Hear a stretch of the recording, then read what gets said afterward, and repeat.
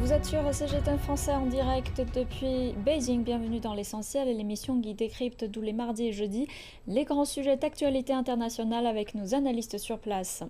La crise énergétique se poursuit en Europe. La crise énergétique va-t-elle se transformer en crise sociale et la solidarité jouera-t-elle son rôle? Et nous vous invitons à participer à nos débats en envoyant des messages via nos réseaux sociaux. Et sur le plateau se trouve avec moi Monsieur Wu Zexian et Zhang Shanhui, commentateur de CGTN. Bonjour. Bonjour.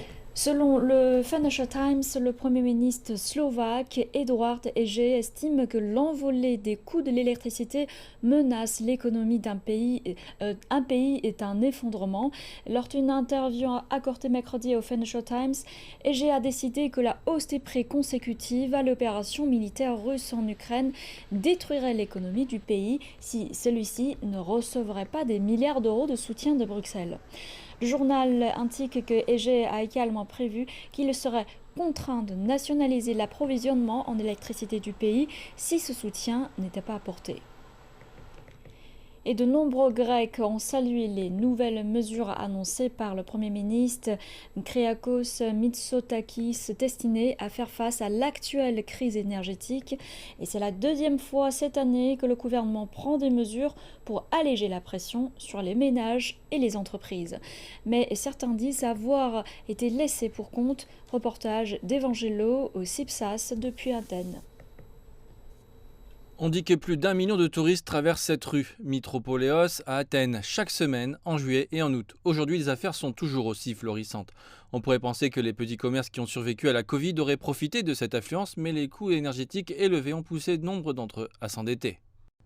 Malheureusement, le risque est aujourd'hui très élevé. Auparavant, nous n'offrions des réductions que 2 ou 3 fois par an, comme tout le monde, mais maintenant, nous sommes obligés d'offrir des réductions tout au long de l'année. Si vous vérifiez les chiffres qui rentrent, vous pensez que les affaires sont en plein essor, mais en réalité, cet argent ne suffit pas. Je dois encore utiliser mes économies pour tout couvrir et je pense que ça ne pourra qu'empirer.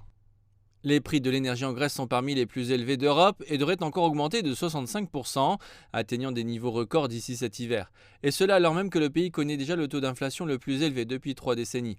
Le gouvernement de Kyriakos Mitsotakis a annoncé une nouvelle série de mesures de soutien ce week-end avec 5,5 milliards de dollars d'initiatives visant à aider les Grecs touchés par la crise énergétique actuelle. De nouveaux allègements fiscaux, une augmentation des pensions et du salaire minimum, des allocations énergétiques, des subventions pour le logement et le renouvellement des appareils figurent parmi les mesures prévues. Cependant, certains opposants politiques estiment que ces mesures ne vont pas assez loin, notamment en ce qui concerne les petites et moyennes entreprises.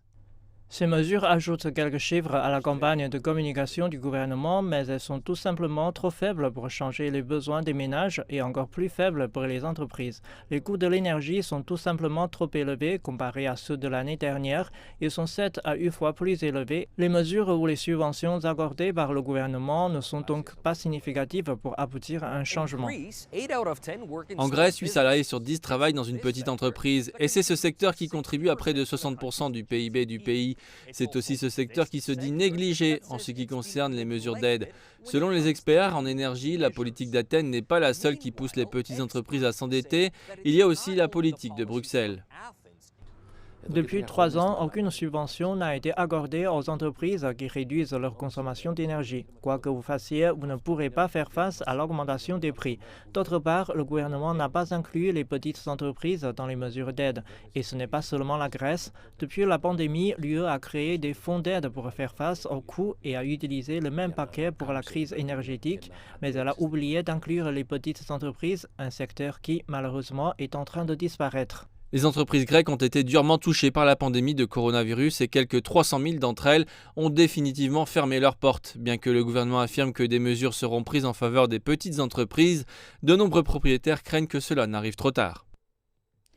La crise de l'énergie en Europe s'avère de plus en plus grave. Monsieur Wu, quels sont les principaux défis en matière de la sécurité énergétique auxquels l'Europe est confrontée actuellement? Tous les défis sont énormes, Parce que lorsqu'on parle de la crise énergétique, cela touche non seulement la vie quotidienne des gens, cela touche surtout les activités économiques. La vie quotidienne, vous comprenez, voilà. L'homme ne peut pas se passer de la nourriture, ça se comprend, mais l'homme ne peut non plus se passer de l'énergie. Voilà. Lorsque vous avez de quoi manger, il faut les préparer, il faut chauffer. Bon.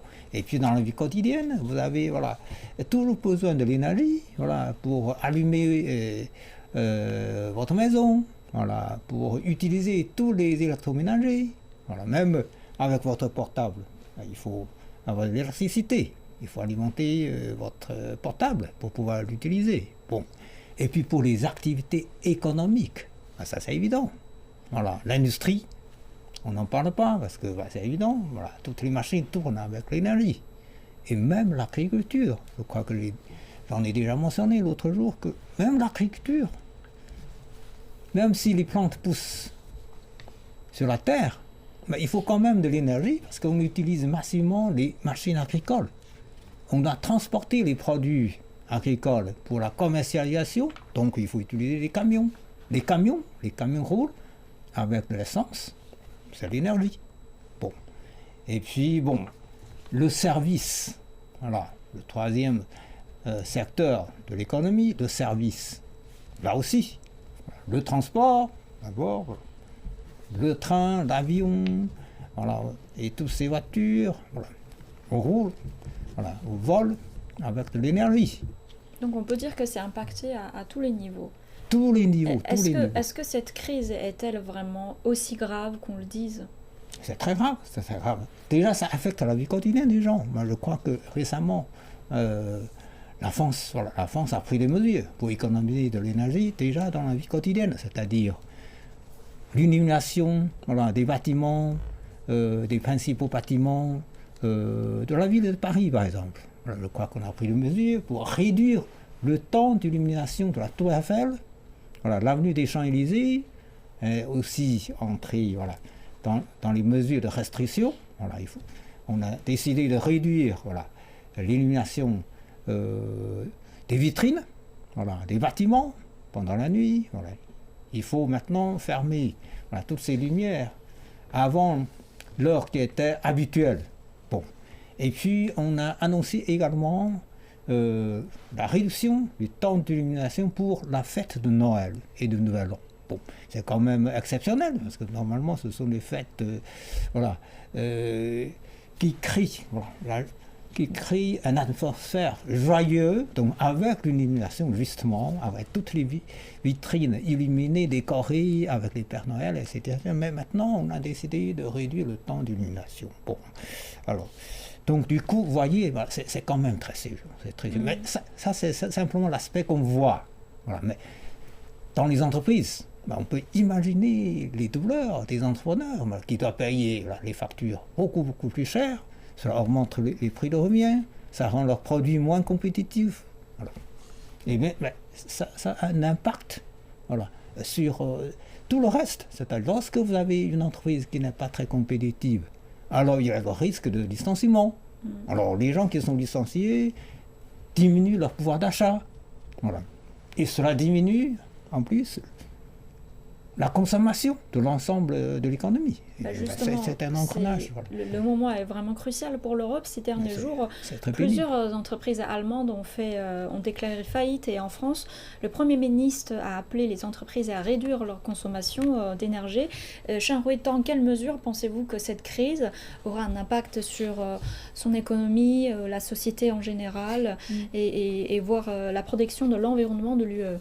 Alors en fait, c'est une très grande question. Et si on entrait un peu dans les détails de cette question-là, c'est-à-dire quand on constate le développement de différents pays de l'Union européenne, on constate effectivement en fait les niveaux de développement de différents pays ne sont pas tout à fait pareils. Nous avons des pays qui sont plus développés, qui sont plus modernes, et nous avons aussi des pays qui se situent dans l'est de l'Europe qui se développe moins vite. Donc en effet, aujourd'hui avec ce problème de l'approvisionnement de l'énergie sur place, nous avons constaté qu'il y a une inflation partout en Europe, et en fait ce qui entraînerait une plus forte inégalité qui va réapparaître aujourd'hui surtout dans l'Europe de l'Est. Pourquoi? D'abord, pour citer quelques chiffres, ici je cite par exemple les informations de la Banque européenne pour la reconstruction et pour le développement.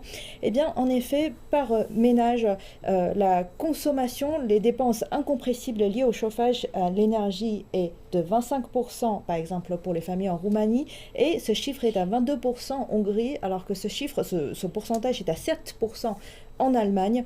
En effet, ça veut dire que pour les ménages, déjà, des ménages pour les pays de l'Europe de l'Est, ils utilisent beaucoup plus d'énergie par rapport aux pays qui se situent dans l'ouest de l'Europe. Et en même temps, vu que le gouvernement, ils ont une différente stratégie dans la redistribution de la richesse, donc ça veut dire que pour ces pays, surtout qui se situent dans l'est de l'Europe, ils sont plus précaires aujourd'hui face à ce genre de pénurie de l'énergie en Europe.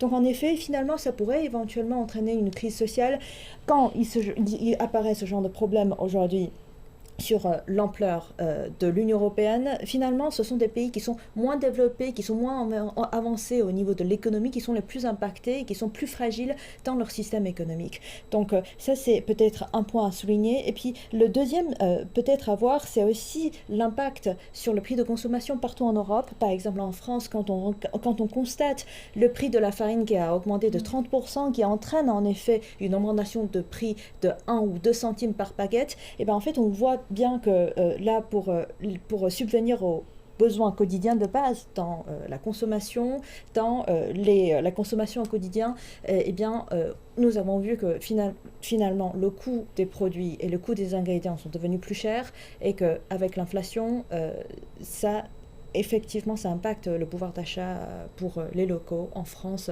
et partout en Europe. Mais malgré toutes ces difficultés confrontées par l'Europe, l'UE ne lâche pas du tout les sanctions contre la Russie. Le Premier ministre hongrois Viktor Orban a critiqué les sanctions de l'UE à l'encontre de la Russie. Il estime qu'elles se sont retournées contre l'UE et ont conduit à une crise énergétique. Nous pouvons affirmer, sans risque de nous tromper, qu'à la suite des sanctions, les Européens se sont appauvris, tandis que la Russie n'est pas tombée à genoux. L'Europe s'est tiré une balle dans le pied. M. Orban a fait cette déclaration lors de son intervention devant le Parlement lundi. Il a déclaré que les prix de l'énergie avaient atteint des sommets. Il a blâmé les décisions politiques de Bruxelles. M. Orban est confronté à une inflation galopante et à une chute de la confiance des consommateurs. Il a déclaré que son gouvernement avait révisé sa stratégie énergétique à long terme. Elle vise à restructurer le système électrique et à prolonger la durée de vie de la centrale nucléaire de Pax. L'Europe s'est-elle tiré une balle dans les pieds? Et probablement oui, vu la gravité de la crise. Monsieur Wu, à votre avis, quelle est à l'origine du jeu entre la Russie et l'UE en matière d'énergie? À mon avis, ce n'est pas simplement un jeu sur le plan de l'énergie. C'est un jeu géopolitique. C'est un jeu géopolitique parce qu'il faut comprendre que l'origine de cette crise, c'est quoi? C'est l'expansion de l'OTAN. Ça, il faut le comprendre. Alors, depuis 1999, l'OTAN a procédé à 5 reprises l'expansion, avec 14 nouveaux membres. Et la frontière de l'OTAN maintenant s'est étendue vers l'Est à plus de 1000 km. Donc, ce qui constitue évidemment une menace sentie par la Russie. C'est là l'origine de la crise. C'est ça le problème. Le problème énergétique, c'est une des conséquences de cela. Il y a d'autres conséquences. Il y a beaucoup de souffrances. Mais ce qu'on constate aujourd'hui avec les conflits armés. Il y a aussi la crise alimentaire. Bon, donc le problème énergétique, c'est seulement l'un des aspects de cette crise qui s'inscrit dans un jeu géostratégique entre l'Occident, je veux dire surtout les États-Unis. Donc pour vous, les États-Unis, ce serait le gagnant derrière tout ça? C'est le seul gagnant, mais ça c'est évident. Ça c'est évident. Les États-Unis, c'est le seul gagnant. Je vais vous donner un petit exemple. Aujourd'hui, les États-Unis vendent du gaz liquide à l'Europe. Bon, alors imaginez ceci. Le gaz liquide qui remplit un bateau spécial pour transporter le gaz liquide, coûte, c'est-à-dire un bateau rempli de gaz liquide, et ce gaz liquide, coûte, contenu dans un bateau, coûte 60 millions de dollars au départ des États-Unis. Mais en arrivant à l'Europe, le prix, mais devinez, c'est 275 millions de dollars. Donc 60 millions et 275 millions. Vous voyez la différence. Bon, ben, on peut dire qu'il y a le coût de transport pour traverser l'Atlantique, mais c'est minime le coût de transport par rapport aux bénéfices gagnés. Bon, mais c'est un exemple qui est illustratif pour dire que ben, les gagnants, ben, évidemment, ce sont les Américains. Non seulement ils vendent de l'énergie, voilà, gaz liquide, ils vendent aussi voilà, du céréal et puis des armes. Voilà, les États-Unis n'arrêtent de vendre des armes. Voilà, bon, le gouvernement américain dit bon, le gouvernement va aider l'Ukraine à se battre, va fournir une aide militaire. Bon, mais cet argent, d'où vient cet argent? Ce sont les contribuables américains. Les contribuables américains. Les contribuables du monde entier voilà. aussi. Tout à fait, parce que le dollar des États-Unis, mais encore une fois, on revient à cette vérité, c'est que les Américains peuvent imprimer leur billet vert et faire partager le poids de l'inflation à tous les pays du monde. Bon, ben, donc le seul gagnant, malheureusement, ce sont les États-Unis et l'Europe en souffre. Voilà. Et on peut dire que les États-Unis, c'est le gagnant au niveau des marches commerciales. Et Shan-Rui, vous êtes d'accord? Oui, je suis d'accord avec M. Wu. Et après, encore une fois, je voulais dire que je pense qu'aujourd'hui, ce genre de crise énergétique, ça a son effet papillon, aujourd'hui, qui entraîne l'inflation, qui entraîne une récession économique, qui entraîne une stagnation économique, que ce soit en Chine ou partout dans le monde. Donc, en effet, on voit qu'il y a des effets papillons qui finalement amplifient. Au début, c'était un problème, comme vous l'avez mentionné tout à l'heure, c'était un problème surtout uniquement dans l'expansion de l'OTAN. Et bien aujourd'hui, c'est devenu un problème à la fois sur la société, aussi sur l'économie du monde entier. Donc, si on regarde qui est le plus grand bénéficiaire derrière, les États-Unis, qui est aujourd'hui le premier exportateur du gaz liquéfié dans le monde, et aussi qui vendent des armes, qui vendent du céréal, et en même temps, en fait, le prix, les bénéfices, aujourd'hui, cette facture est payée par le monde entier avec l'inflation du dollar, et aujourd'hui, qui entraîne cette récession, je ne peux pas dire aujourd'hui, je ne peux pas forcément le qualifier comme récession, mais cette stagnation pour le développement à l'échelle mondiale. Mais pourtant, les États-Unis se pointent au début de la crise comme le sauveur de l'Europe. Le sauveur de l'Europe, voilà, pour l'approvisionnement, pour l'approvisionnement du gaz. Mais en effet, il faut se concentrer d'où vient le problème, où est la racine du problème.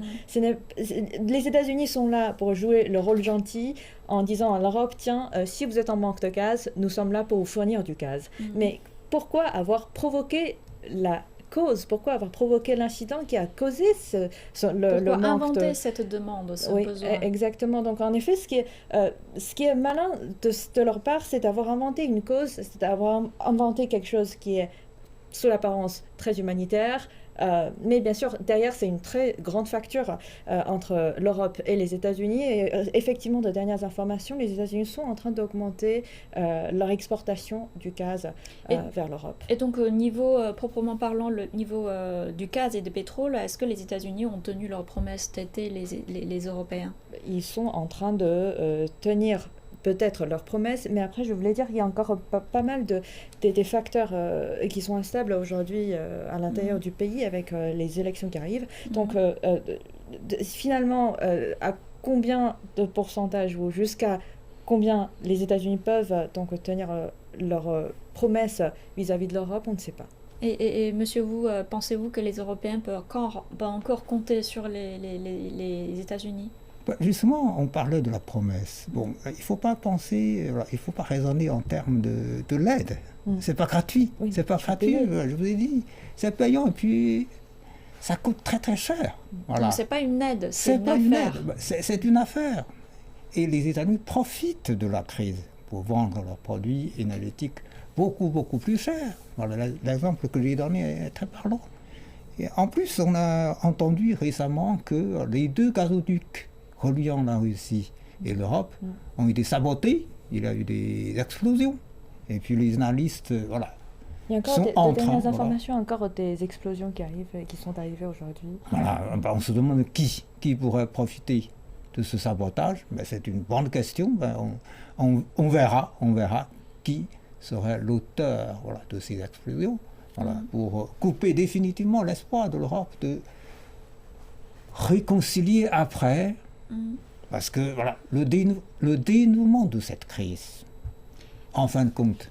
Et aussi, après 6 séries de sanctions contre la Russie, les Européens sont descendus dans la rue pour protester contre la hausse des prix. Et donc, avec l'hiver qui approche, pensez-vous qu'il y a la possibilité que l'Europe change leur position sur la crise, sur le conflit russo-ukrainien? En tout cas, c'est dans l'intérêt de l'Europe de rester indépendant sur le plan diplomatique vis-à-vis de qui que ce soit. Ben, je ne dis pas vis-à-vis uniquement des États-Unis. Ben, pour nous, chaque pays, voilà, chaque entité doit être indépendant. Voilà. C'est ça qui est la conception d'un monde multipolaire. L'Europe constitue un pôle important de notre monde. La Chine attache beaucoup d'importance, voilà, à ses relations avec l'Europe. Et récemment encore, notre ministre des Affaires étrangères a rencontré plusieurs homologues européens. Voilà. Bon, et au cours de ces conversations, le ministre Wang Yi, voilà, a encore insisté sur, voilà, l'importance que la Chine attache, voilà, à ses relations avec l'Europe. D'ailleurs, la coopération entre la Chine et l'Europe, malgré tout, voilà, marche très très bien. Voilà. Selon le récent chiffre, pour les 8 premiers mois de cette année, voilà, le volume des échanges commerciaux entre la Chine et l'Europe a augmenté encore 8,8%. Malgré la pandémie, malgré le conflit. Vous voyez, donc voilà. Et en même temps, les entreprises européennes ont continué à investir en Chine durant les 8 premiers mois de cette année, soit une augmentation de 123,7%. Vous voyez, donc entre l'Europe et la Chine, ça marche très très bien. Donc pour nous, l'Europe doit rester un pôle indépendant. Ça, c'est dans l'intérêt de tous. Évidemment, c'est d'abord dans l'intérêt de l'Europe. Donc c'est aussi le bon moment pour l'Europe peut-être de réajuster sa position vis-à-vis des États-Unis. Je pense que les Européens sont certainement, voilà, conscients de tout ça. Voilà. Bon, c'est à eux de voir comment, voilà, sortir de cette crise, hein, parce qu'aujourd'hui, voilà, le problème le plus urgent à régler, c'est la crise. En tout cas, en ce moment, on voit beaucoup de protestations en Europe, partout dans les pays européens. Jean-Roy, pensez-vous que la crise énergétique va se transformer en crise sociale en Europe? Pas pour autant. Aujourd'hui, avec les réajustements et aussi les mesures pour réduire la dépense de l'énergie qui ont été prises et qui ont été décidées aujourd'hui par de différents gouvernements. Par exemple, pour la France, l'Allemagne, ils ont tous annoncé des différentes mesures pour faire en sorte que les gens dépensent moins d'énergie, moins d'électricité pendant l'hiver, tout en maintenant une température, par exemple, à l'intérieur à 19 degrés. Et après, par exemple, aussi de la réduction de la consommation de l'énergie. Tout à l'heure, M. Wu a également cité quelques exemples. Par exemple, la réduction de l'usage des éclairages, l'utilisation des panneaux, des panneaux solaires, publicitaires, et aussi, par exemple, aussi de différentes stratégies qui étaient surtout misées sur la diversification des énergies. Par exemple, d'utiliser plus, de se mettre plus sur, se contenter peut-être, je dirais, plus avec de l'énergie propre. Et après, si on regarde par exemple pour l'Allemagne, qui est un pays qui est traditionnellement, qui dépend beaucoup de l'énergie fossile, aujourd'hui, en fait, l'Allemagne, de dernières informations, l'Allemagne, ils ont annoncé qu'ils vont peut-être maintenir en veille 2 stations, 2 centres nucléaires pour les réacteurs, pour justement l'approvisionnement suffisant de l'électricité dans le pays. Et après, quand on regarde aussi des pays européens qui essayent d'avancer coude à coude, ensemble, en se disant que si vous êtes peut-être en manque de l'énergie, eh bien la France et l'Allemagne, ils ont créé ce genre de coopération dans l'approvisionnement de gaz et du pétrole, justement pour l'entraide, des centraides de ces pays européens, d'essayer de sortir de la crise. Donc, est-ce que l'Union européenne va plutôt transformer cette occasion comme une occasion pour le développement de l'énergie propre, comme une diversification de l'énergie propre, ou ça va entraîner peut-être dans l'Europe dans une crise sociale, je pense que ça sera plutôt le premier à partir du moment où l'Europe trouve sa position entre la Russie et les États-Unis, à partir du moment où l'Europe est plus conscient dans sa position sur le conflit entre l'Ukraine et la Russie. Et monsieur Wu, les particuliers et les industries ont été tous touchés par cette crise. Et d'après vous, la pression de quelle partie est plus inquiétante? Les deux, hein, les deux. Aussi bien les individus que les entreprises, voilà, souffrent énormément. Donc il y a des pressions venant de partout sur les gouvernements. C'est pour ça que les gouvernements européens sont en train de prendre des mesures. Mais est-ce que ça peut tenir le coup, justement? C'est là la question. Parce que selon certains experts, aujourd'hui, c'est vrai que l'Union européenne a constitué un stock, voilà, à 80%. Voilà, bon. Mais est-ce que ça peut tenir le coup? Ça dépend aussi du climat. C'est-à-dire si l'hiver est extrêmement vigoureux, voilà, rigoureux, si le climat est très... Si on passe un hiver rigoureux, on risque, voilà, d'avoir le problème d'approvisionnement énergétique. Bon. Et puis, alors il ne suffit pas de garantir le chauffage, il faut aussi garantir les activités industrielles. Voilà. Là, c'est une grosse consommation de l'énergie, l'industrie. Voilà, ça c'est un autre problème à une dimension beaucoup plus grande. Donc, les deux parties, voilà, c'est-à-dire la pression individuelle et la pression économique, voilà, pèsent sur les gouvernements. Donc, ça c'est un gros problème. C'est un gros problème. Et on sait qu'en Europe, il y a des plans de s'entraide entre les pays membres européens. Est-ce qu'il y a vraiment un réseau d'interconnexion qui permet de relier les marchés intérieurs entre eux en Europe? Justement, c'est ce qui a été annoncé récemment par la France et l'Allemagne dans ce plan de s'entraide.